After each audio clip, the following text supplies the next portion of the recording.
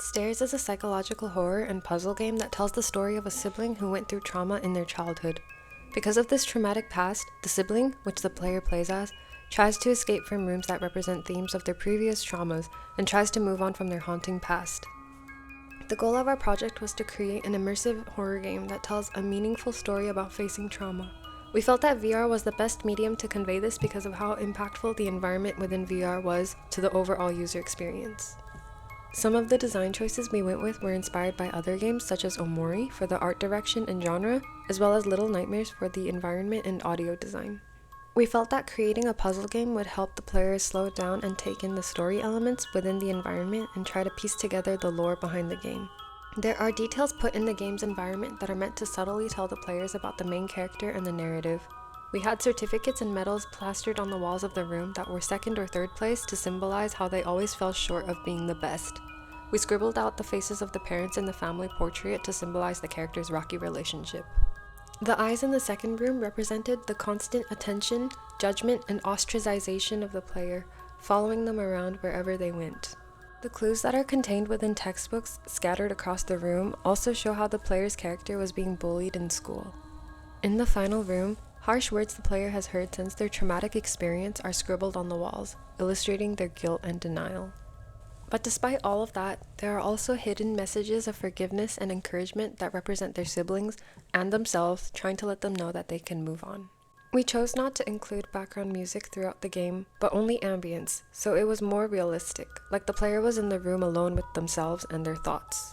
We decided to use continuous motion in the game because teleporting around the small room is less realistic and could potentially break the immersion. We designed the game environment in a way where players had to be up close to interact with objects, reflecting real life. One of the highlights of our game is the flashlight mechanic. Flashlights in horror games are quite common, but in our game, the flashlight is an integral part of solving puzzles and pushing the narrative.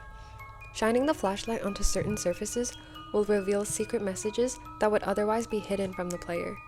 This allowed us to create engaging puzzles while also advancing our narrative in a creative and novel way. The puzzle designs encouraged players to explore and think critically. Players actively searched and read hints that are scattered throughout the environment. Some players noted the puzzles felt challenging due to the time limit on the flashlight. A majority of players were able to reach the second room. However, a low number of players made it to the third room before the flashlight ran out, suggesting adjustments to difficulty. The visually engaging environment was successful in immersing players, with comments like, "looks really creepy," and "environmental design was really good." The eerie visual elements such as eyes following the player added an unsettling atmosphere that immersed players. A couple players experienced motion sickness, suggesting that movement options like teleportation could help reduce discomfort for certain users. Through ambient sounds and audio cues, we provide feedback for the players as they explore, making the environment feel alive and immersive. Narrative hints throughout puzzles and objects in the environment invite players to piece together the backstory, sparking their imagination. Puzzles require exploration and problem solving to progress through each room, challenging players to think strategically. In our physical setup, players were sat on a swivel chair to reduce dizziness while using continuous motion to walk in the game. We built the game onto the headset itself so that the players were free to turn and move without obstruction, allowing for further immersion. At the start of finding ideas for our new game, we brainstormed many concepts that would contribute to elements that make the game creepy or scary, as well as creative interactive mechanics. We made sketches and illustrations of what we wanted the game to look like, as well as how we wanted the layout of the rooms and puzzles to be planned out. After we decided what game mechanics and visuals we wanted for our game, we began whiteboxing the structure of the rooms in Unity and puzzles that we wanted to include.